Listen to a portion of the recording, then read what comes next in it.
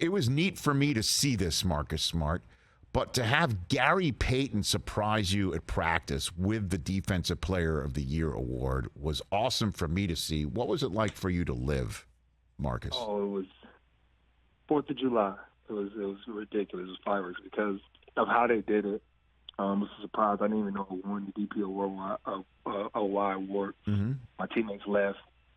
And then Udoka, Coach Ime, was like, I need you to stay real quick. I need to show you something. I'm like, all right. And then when I walk out, everybody, the whole organization there, and then Gary Payton there to hand it. So I couldn't believe it. It was a dream come true to not only get acknowledged for what you do and you pride yourself on it, but to have the one guy who you've looked up on that defensive end and who was the previous recipient of this award before you were and who opened the door for guards to even have an opportunity to win this at his size. So it was incredible. It was an incredible feeling. Right, I know. And then you were going against his son. Then I think it was all over, the whole Gary Payton thing. Yeah, exactly. Yeah, the whole glove thing, mitten thing, all that stuff, that goes out the window. Yeah, exactly, goes out the window. Yeah, when it actually came down to it. And so, so much of a conversation, Marcus Smart, last year about where the Celtics were and how they got to where you wound up and how there was quite a journey going on behind the scenes and there was a lot of team meetings. What are you willing to share with us about what did happen for a switch to maybe get flipped for the Celtics right around the turn of the calendar year, Marcus? For us, we became more stable, after the trade deadline. Guys kind of became more like they knew exactly if they were going to be here, if they weren't. They knew exactly what their roles were going to be. I think early on in the year, we had a new coach, we had new guys, we were trying new. Nobody really knew exactly what was a sure thing, and I think that hurt us. But once we clarified that, and then just settled down. Everybody was anxious to prove to everybody what they could do, to prove to the world what we can do. And sometimes it came back to bite us. Instead of just letting us do what we've been doing all whole lives, is let our work come in and do it and let the game do for the talking. Once we settled in and calmed down, it actually started to show, and then we went on that run. But it wasn't pretty, and I think all things – great things, they don't start off pretty at all. So it was definitely rough for us, but I think once we settled in, everybody knew kind of what was a sure thing, that it made everybody's lives a little bit better. And then what about the coach? What about Ime Udoka when he started selling, and then when do you think you started buying what he was selling? So he was, Ime Udoka, Coach Ime, he was selling from day one. As soon as he got here, he was, this is how things are going to go. This is how we're going to do it. This is how it's done. And it wasn't like, all right, if it didn't happen, some coaches would be like, all right, it's not working. No, it's going to work. It's either going to work or you're not going to play. So this is how we're going to do things. And it wasn't just with one player. It was the whole team, from the guys to the coaching staff. And it kind of gave us a sense of, like relief that, okay, he knows what he wants to talk about. He's not coming out here looking scared, afraid, nervous, and so he's going to give us confidence to do the exact same.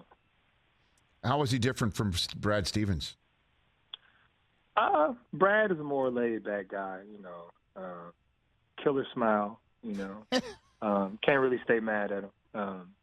Where Ime, he doesn't care about your feelings too much. He's going to let you know exactly how he feels and if you did wrong or right then and there, no matter who's looking. So with him, he's more in your face a little bit. He's more aggressive than Brad, which, he's a player himself, so he gets it. He understands it, and he understands a little bit more of how to get the most out of players and what to say, when not to say things, and how to say them. Yeah, I couldn't have guessed that about Coach Udoka when in the Game 3 huddle he told you to stop playing like a-holes right to your face. Couldn't pick up on that, right? Exactly. That's Coach Udoka. What happened in that? I mean, how did you take? Did you guys at least laugh at that when he said that to you, or it was just too intense? Because it's kind of like the NBA Finals. What was that like? No, I mean, it wasn't. You didn't laugh, but you definitely agreed with him. Like, you gotta get it together. Like, come on, guys. Like, You know what I'm saying? So that's one way to express it. That's one way to express it to the team. I heard that. I'm like, whoa, okay. Oh yeah. I hope he's got the pulse of the team because that can sort of turn people off. That's what but yeah, I think he did. That's pretty. It was just neat to watch. You know, Horford going off and the way that he went off, and then to see the team get together. And Tatum obviously doing what he's doing with Jaylen Brown. But I do have to ask you, Marcus Smart, how did it land with you, the rumor that the team was looking to trade for Durant and Jaylen Brown was part of that deal a few weeks ago? Well, for me, yeah. I mean, my name has been in trade talks ever since I got here. So I really couldn't think too much of it because I've been doing this a long time. I know how it goes. I know the tricks and everything. So I couldn't really take it seriously because I didn't know how serious it really was. Like I said, you hear it all the time. But, I mean, it definitely would have been cool to have had Kevin Durant. Like, I think any team and anybody tell you, like, yeah, like, one of the best players in the world, like, of course we want on our team. But at the same time, Jaylen Brown, who Jason, those two guys, are young, upcoming superstars, and we just made it to the finals. So for me, I was glad, you know, like I said, would have been ecstatic to have KD, but I'm glad we still got Jaylen and Jason in the team and the core that we just went to the finals beyond everybody's expectations after starting the year the way we had.